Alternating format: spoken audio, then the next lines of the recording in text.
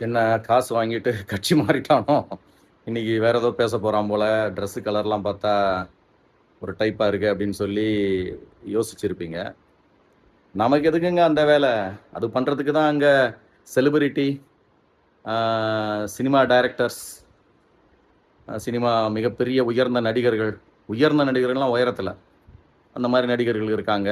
இசையமைப்பாளர்லாம் இருக்காரு. இப்ப இசையமைப்பாளர்லாம் சேர்ந்திருக்காரு அதுல.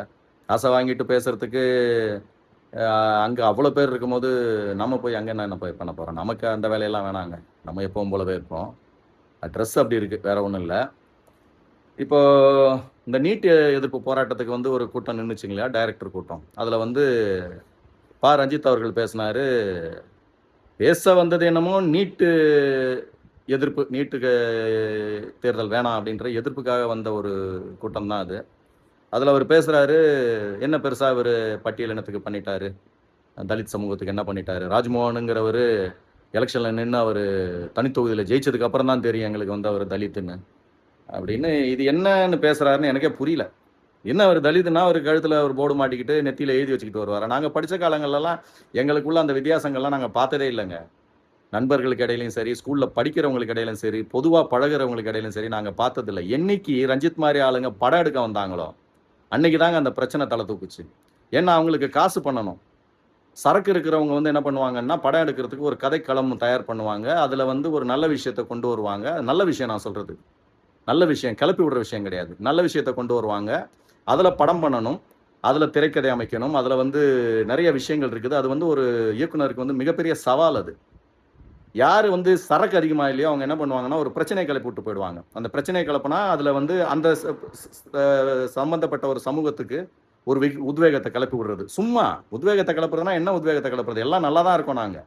எப்பவும் போல எல்லாரும் நாங்க நல்லா தான் இருக்கிறோம். இது கிளப்பி விட்டவுனே அப்படியே லேசா திரும்பி பார்க்குற மாரி வருது இல்லையா? என்னது இது இப்படி சொல்றாங்களே அப்படின்னும்போது, அந்த சம்மந்தப்பட்ட பாதிக்கப்பட்டவங்களோ, அவங்க மனசுல வந்து ஒரு சின்ன ஒரு நெருப்ப பொருத்தி விட்டுட்டு, இவர் எடுக்கிற படம் ஃபுல்லா பாருங்களேன். ஏகப்பட்ட இந்த ஒடுக்கப்பட்ட சமூகம் வெளிய வர்ற மாதிரி இப்படி கிளப்பி, கிளப்பி, கிளப்பி, கிளப்பி தான் படம் எடுத்துக்கிட்டு இருப்பாரு. அப்பலாம் ஒடுக்கப்பட்ட சமூகம்லாம் யாரும் இல்ல. எல்லாம் நல்லா இருக்கோம் இன்னைக்கு நாங்க இங்க.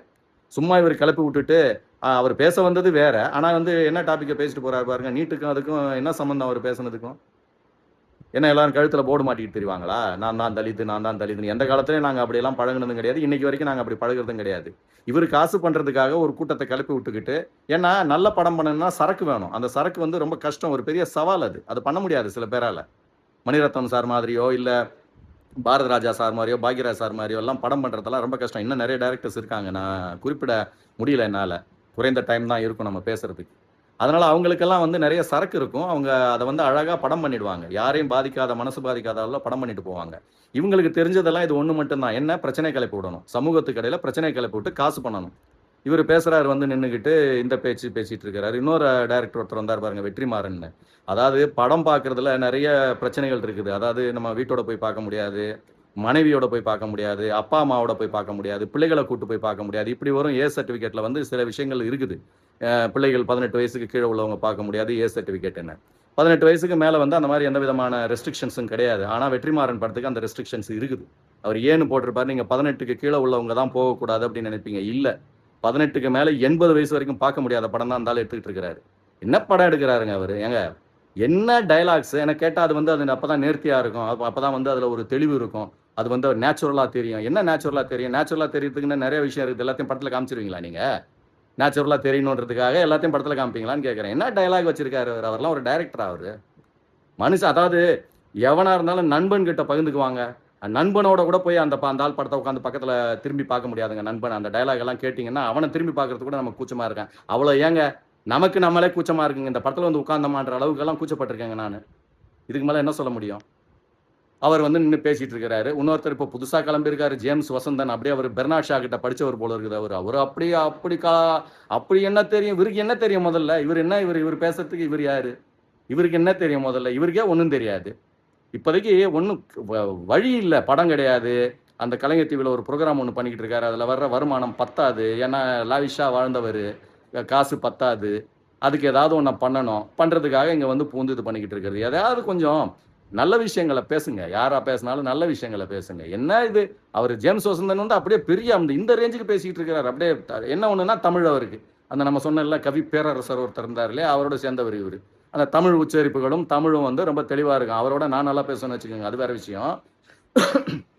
சாரி. அந்த அந்த அளவுக்கு தமிழை வச்சுக்கிட்டு சும்மா வார்த்தையில உருட்டுன்னு உருட்டிட்டா இவர் சொல்றது எல்லாத்தையும் நம்ம கேட்டுருவோமா? ஏன்னா பெரியவர் என்ன என்ன என்ன தெரியும், மண்ணை பற்றி என்ன தெரியும், மண்ணை பற்றி என்ன தெரியும்னு கேட்கிறேன். என்ன அகழ்வாராய்ச்சிக்கா போக போறாரு விஜய்?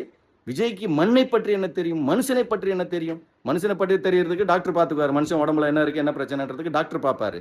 மண்ணை பத்தி தெரியறதுக்கு அகழ்வாராய்ச்சி ஆள் வந்து பார்த்துக்குவாங்க. இவர் என்ன மண்ணை பத்தி தெரியும்? இவருக்கு என்ன தெரியும்? மண்ணை பத்தி தெரியும், மக்களை பற்றி தெரியும். ஏங்க நல்ல மனசு தாங்க வேணும். மக்களுக்கு என்ன பண்ணணும், எது பண்ணுனா நல்லதுங்கிறது தெரிஞ்சா போதுங்க. எக்ஸிக்யூட் பண்றதுக்கு பின்னால நிறைய ஆள் இருக்காங்க, ஆபீசர்ஸ் இருப்பாங்க, அவங்க பண்ணிக்குவாங்கங்க. இதை பண்ணுங்கன்னு சொல்றதுக்கு ஒரு ஆள் வேணுங்க. அந்த ஆள் தாங்க விஜய்.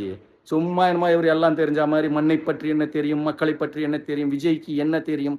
ஓட்டு போட்டவங்க எல்லாம் வந்து அறிவோட தான் போட்டாங்களா? இன்னும் தெரியும் உங்களுக்கு. அறிவோட ஓட்டு போட்டவங்களோட சதவீதம் இன்னும் எவ்வளவு வரப்போகுதுன்னு அடுத்தடுத்த கட்டங்கள்ல உங்களுக்கு தெரியும்.